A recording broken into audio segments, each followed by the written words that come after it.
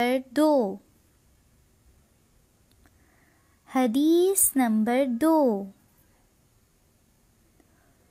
क़ाल नबिय्यु सल्लल्लाहु अलैहि वसल्लम।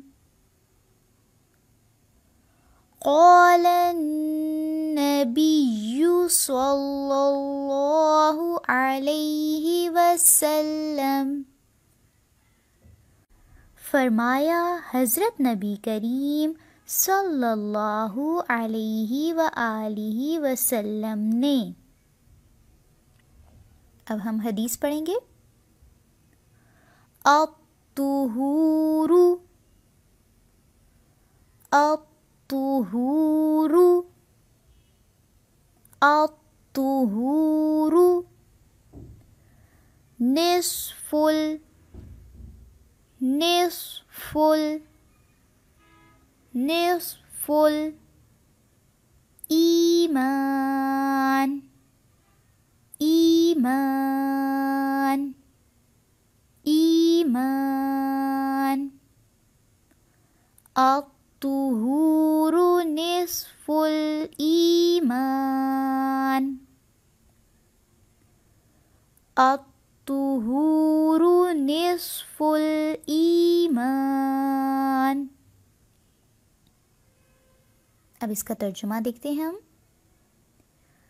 पाकीज़गी यानी सफाई, निस्फ यानी आधा ईमान है। सफाई निस्फ ईमान है। सफाई निस्फ ईमान है। शाबाश, ये हमारी आज की हदीस थी और इसमें हमने क्या पढ़ा है कि साफ़ सुथरा रहना भी ईमान का हिस्सा है। तो इसलिए आज का हमारा होमवर्क ये होगा कि हम सब ने अपने आप को देखना है कि क्या हम साफ़ सुथरे रहते हैं, ठीक है।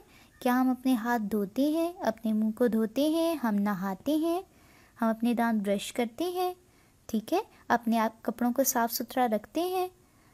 इसी तरह हमने देखना है कि हम अपने घर को भी साफ़ सुथरा रखते हैं या नहीं, अपने रूम को साफ़ सुथरा रखते हैं या नहीं। इसी तरह से अपने स्कूल को, हम अपना क्लास को साफ़ रखते हैं या नहीं, ठीक है।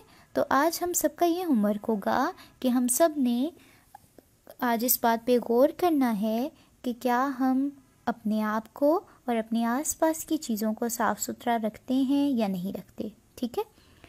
और जो बच्चे नहीं रखते वो इंशाल्लाह अब रखने की कोशिश करेंगे और अपने टीचर को ज़रूर बताएंगे कि क्या हमने इस हदीस पर अमल किया या नहीं, ठीक है।